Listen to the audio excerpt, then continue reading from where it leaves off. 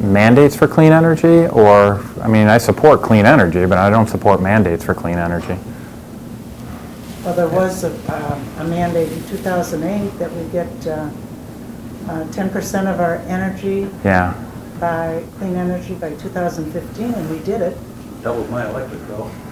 Yeah, what I prefer is that we open up the market to energy choice. And just like for vehicles, like automotive, I mean, if you're going to buy an auto, you have an opportunity to buy a Prius or a Volt, or you have an opportunity to go off and buy a F-150 Super or F-250 Super Duty. And so I'd rather let the market bear that. And that way, if there's increased costs, the folks that are interested in making that statement around their preference around what they perceive to be environmental impacts, they can go off and make that choice.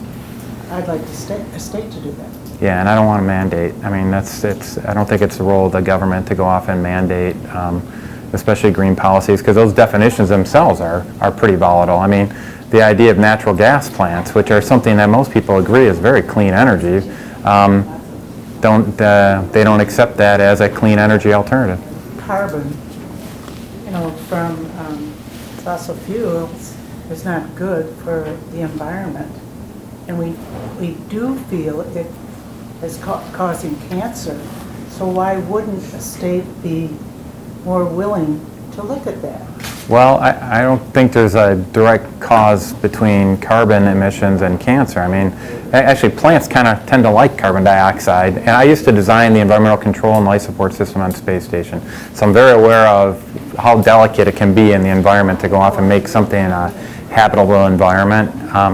But some of the stuff that's out there in regards to some of the hazards around some of the trace contaminants that you have from like a coal plant or something like that, I think are overblown. And they're very, I mean, there's one of the reasons some of these plants are shutting down out in Monroe, a coal power plant, which provides our base load for electricity, which actually helps to keep our electricity prices low.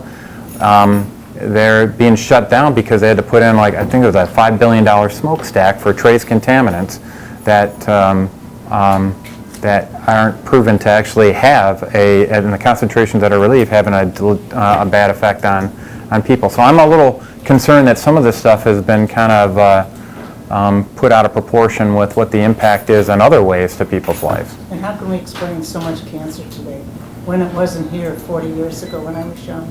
Yeah, well, it's not all environmental stuff. I know it's not all environmental. Yeah. But you kind of have to look at it sometimes. If we start getting direct causality associated with it, that's fine. But a lot of the stuff that's out there is just it's just generic, studies that don't necessarily have any direct correlation or causality. And I mean, there's a lot of stuff. I mean, I drink too much pop. That can't be great for me either. I mean, if God didn't put it on the leaves, then it's probably not a good thing for me to go off and eat or drink or anything like that. So I think if you're looking in some of that area, maybe you get into that type of discussion. But once again, it gets into what's the role of government. And I just prefer we don't get into that mandate side because it's a slippery slope.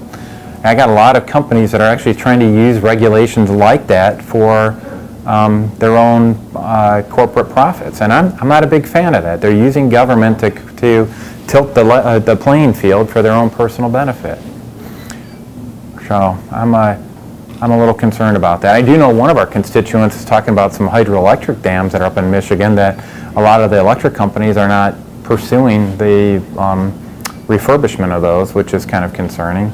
And if we had an energy choice environment, that wouldn't be the case because you'd have independent operators being able to pump that out to the grid, and people could buy that energy separately and have like a Prius option for their energy choice. Wouldn't it be nice if you had when you signed up for an electric utility and said, instead of the government mandating it, I could sit there and say, I want to dial up a plan where 50% of the energy that I get is coming from green energy and 50% is being used to offset, maybe it's traditional means, a coal plant or a natural gas plant, and would actually be used to help keep that cost reasonable.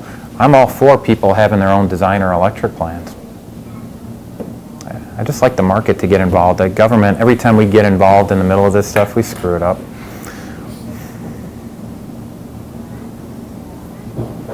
By the way, if you had energy choice, it would also help out with things like smart meters.